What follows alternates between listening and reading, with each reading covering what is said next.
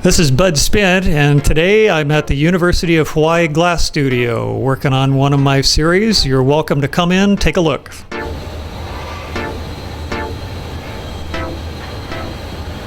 I sort of got into glass by accident. I was a sign painter and I started doing glass etching, decorative things for people's homes. And I went to take a class at a well-known glass school called Pilchuck Glass School up in Washington. They asked me if I wanted to take a glass blowing class.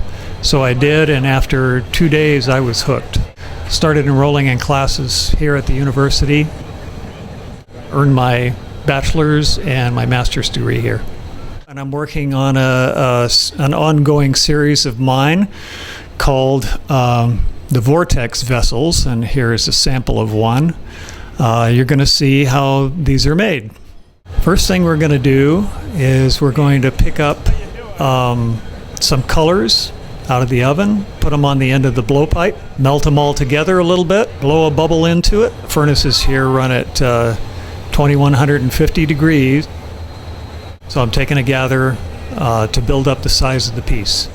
Okay, after I've taken a couple of gathers and blown it out, I'm going to elongate it, and then I'll push it into an optic mold and blow it out. It's made out of steel straps that are welded to a base, and it looks like a organic pumpkin.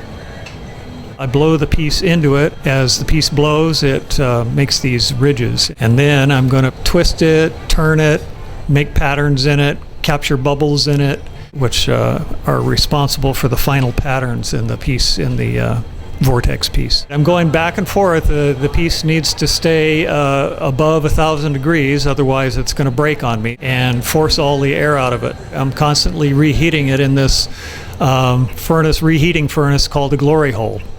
During the process of reheating and cooling the glass as I'm shaping it, I may go back and forth between the glory hole and the bench, maybe 25 times. I'm taking a couple of gathers to build up the form to the size that I want. After I do each gather, then I get it, work with the glass tools that I've got at my bench, keeping it so that it's soft and malleable. Got several metal tools and a piece of wet newspaper, a few odd assorted shears, so that I can manipulate the glass, get it into the shape I want, getting that vase shape, that classical vase shape.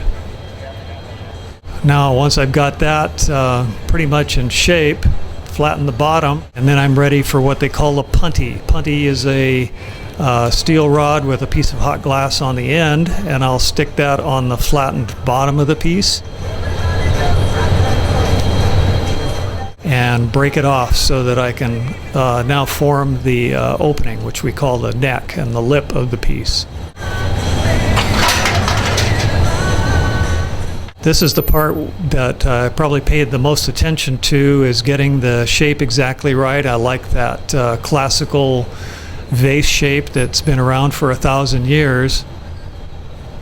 As far as my personal aesthetic is concerned, I'm really influenced by some of the heavyweight pieces that the Scandinavian artists, glass artists, did in the 1950s. I really like the simplicity of the form, the beauty of the color, the refractive capabilities of the glass. A nice thick glass is giving me a lot of nice reflections, refractions, and a very three-dimensional look to the colors inside. I feel like I'm working on a small piece of sculpture when I work on one of these. That piece that we are doing right now had actually 3 different colors in it. An opal white, a transparent color called salmon pink, which actually has metallic gold in it, and another color called brilliant gold that's colored primarily with silver. As I get closer to the end, shaping the lip, working it, making it larger, then alternately making it larger and squeezing it down, getting it to just the right size, getting all the proportions just right. Okay, that's pretty much it. And then right at the end, I've got the finished piece.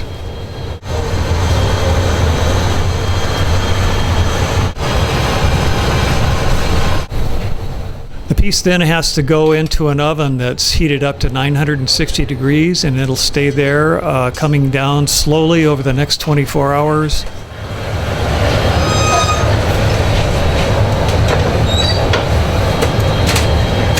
I will end up with another addition to the series that I call the Vortex Vessels.